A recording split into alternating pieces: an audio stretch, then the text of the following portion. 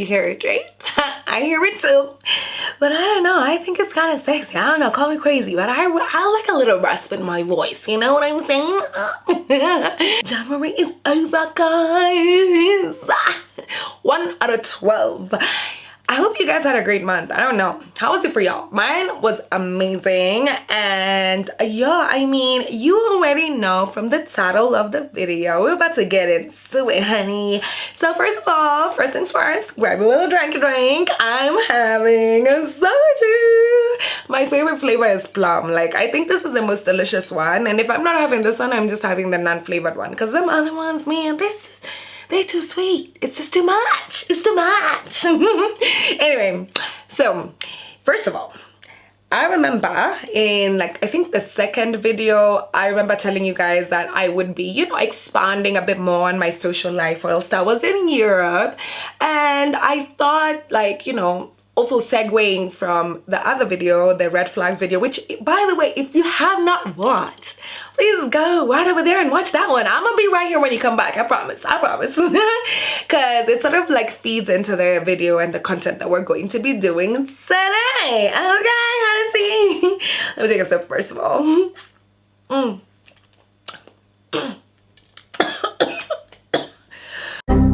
So let's get right into it, okay, guys? Let's start with when I first moved to France. Obviously, this is my first time, like I mentioned in that other video, living abroad, living by myself, living in a non-English speaking country. And I remember it felt a bit daunting, you know, I think it's one thing to speak a language, it's a whole other thing to have shared culture and, you know, just the works, right?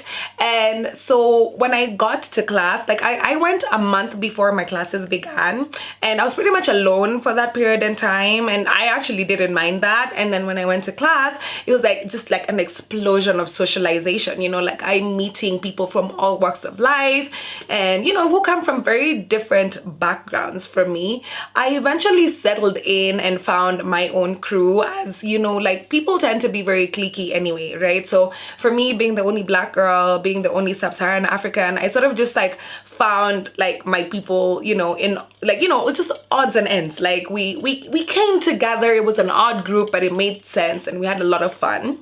And I particularly gravitated towards this one girl. She was Irish, and I remember her and I were really close, or so I thought.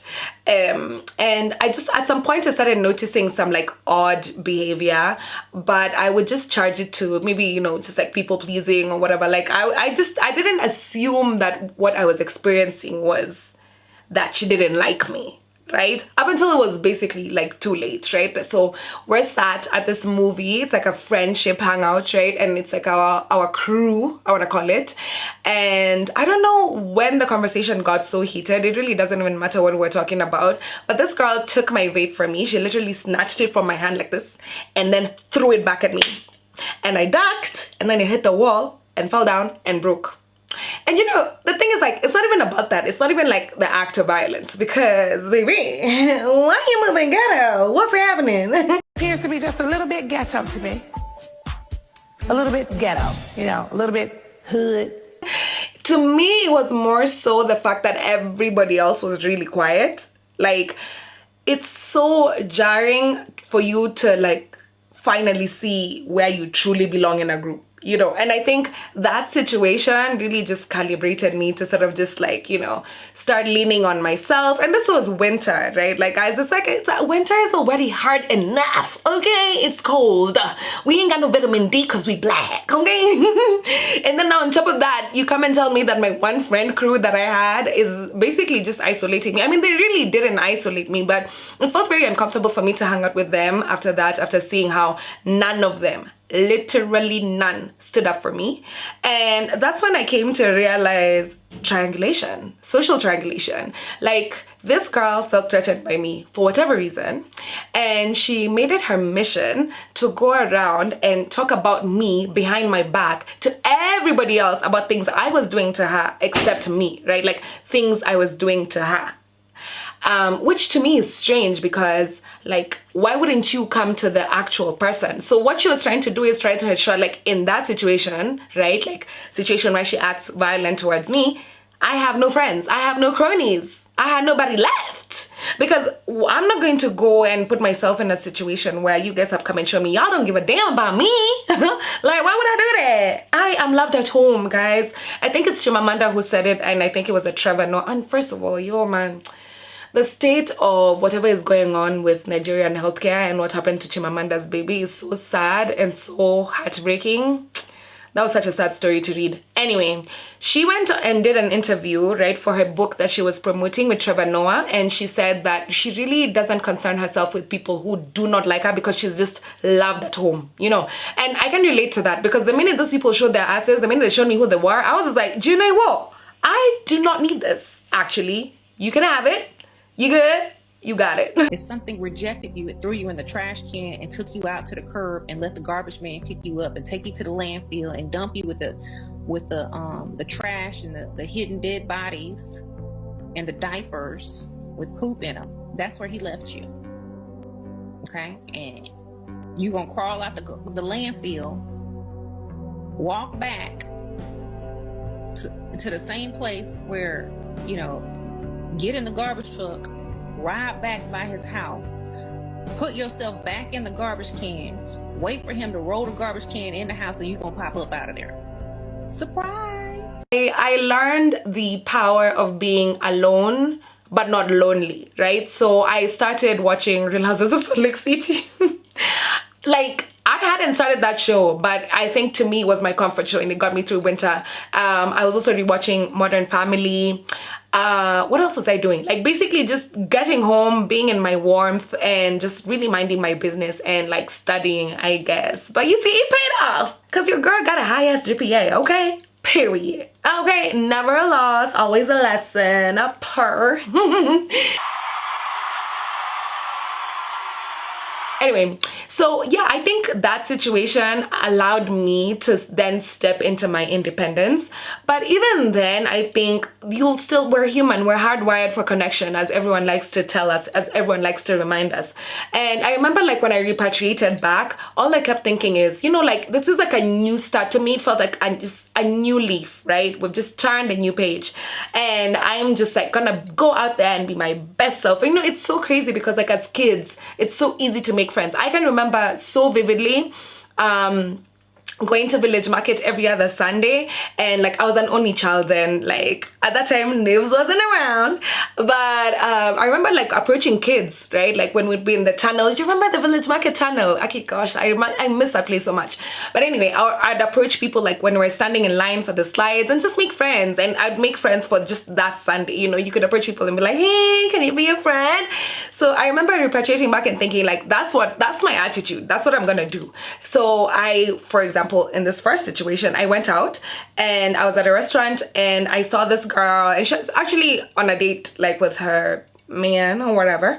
And I remember approaching them and saying hi to the both of them, and I was like, you know, I explained my situation. I'm like, you know, I just came back and I'm looking to make new friends. Like, come on, I'm putting myself up there, I'm being vulnerable or whatever. I'm shy. Anyway, and the girl acted really cool, and we went out with her on a later date. It was just the two of us, and that time was really lovely. And then she invited her friend, and I think this is where this story just went downhill from there, okay? Because what happened is like we switched locations, we get to this new place, they're all, okay, yeah, let's get shots. And in fact, because we're like many of us, also my friends had joined, some people I know. So we're like a big group, and it's like if we're doing shots, we might as well just get the bottle, right? I end up footing the bill for the bottle when the bill comes because everybody is scrambling and trying to do up math, trying to open calculator. I'm like, it's okay. Do you know what? We're gonna divide it later because right now everyone has ordered their Ubers. Their Ubers are outside. It's sounding like a long thing. I'm thinking these people are cool because obviously we've been to previous occasions and we've been splitting. So I really didn't even like doubt these people. They even end up taking some of the like alky in like to go cup, and then they leave. Please tell me why these girls are not picking up my calls. I'm calling people I'm like, hey, you owe me this and this and that. No response. Hey, Nairobi. Damn. I was like, oh, bullets. Hey, bullets. Yeah, that was just one of the situations. You see the humiliation ritual thing, because you want to tell me these two girls left this establishment knowing full well they will not pay me. They had no intention of paying me back, right? And they're giggling with themselves knowing that they've ditched me with the bill. This just literally reminds me of that Issa Rae episode. You guys remember that Issa Rae episode where she was like, oh, I'm gonna go out and I'm gonna make friends and I'm gonna be social. And then she met Kyla Pratt. Actually, she guest starred in the show, and she met them, and then they ditched her with the bill, and it was part of their thing that they were doing for her bachelorette. I don't know if you guys remember that episode from Insecure, but that is literally what happened to me. I've never felt so Issa Rae-ish. Like, I was just like, what? Y'all people actually do this? Victor, you really did this? Damn. My chest was tight. And you see it, girl, like, no, I'm joking. Anyway, so yeah, that situation was really, it just made me side-eye people a bit. But to be fair, I'm like a very optimistic person. I really don't give up, right? So I still went on to, like, you know, just be social and just like, I guess like when people say hi to me, I say hi back. I'm not really like one of those like super closed off people. I'm a very like open-hearted, open, you know, book, wear heart on the sleeve type of person. I mean, obviously, hello. Would I have a YouTube channel if I wasn't, you know? Anyway, met other people who just like, so there's this one specific person. I'm actually just going to give like a random of small story times because I don't really know how else I could generalize these experiences. They are so niche and so unique to me, apparently. Anyway, met this other person and we were supposed to go to lunch, and like just the conversations leading up to the lunch to me were the awkward part. Like this person just kept repeating, oh, you're so like well behaved. And I'm like, sir, like, is he cool? How is he cool? Like, is this like your emotional support adjective? Like, are you being kidnapped? Is this like a safe word? What's happening? Because it's really strange. And then they ghosted me. I was like,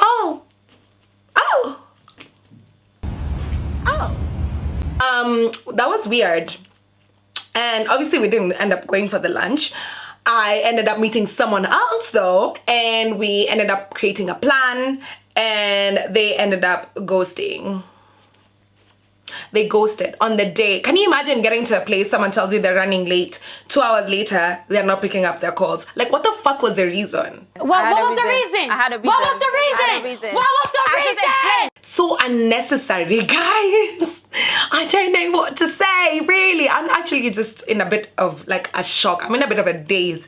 Even meeting people that I sort of like become acquainted with when I was in Europe. You know, like when summer bunnies come back, I remember this was like the final match for AFCON, and I remember just like making a joke, like just casually just like bantering someone, and they start giving me a whole lecture.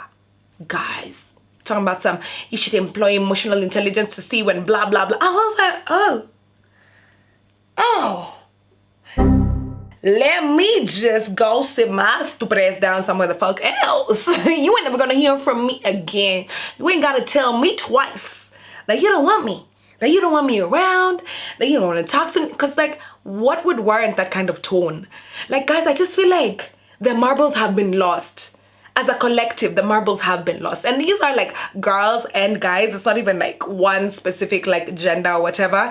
And I'm just finding it to be such a, like, you know, contentious thing to stay open. Like, I really want to come and say like, oh yeah, I'm still open to meeting new people and I'm still open to making friends, but like these experiences are really fucking trying me. Like, they're really trying it.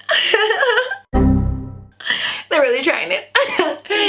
And it's not funny, it's not cute. I'm loving right now because I'm pretty. Of course we have to smile. Come on.